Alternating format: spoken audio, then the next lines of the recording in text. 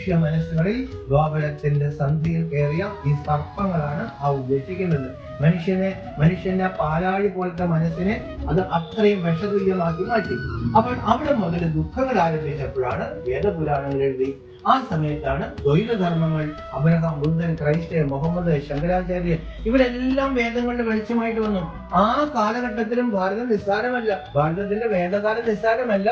പക്ഷേ കാലാനുസൃതമായിട്ട് കാലം കലിയുഗത്തിലേക്ക് കടന്നു, അല്ലെ?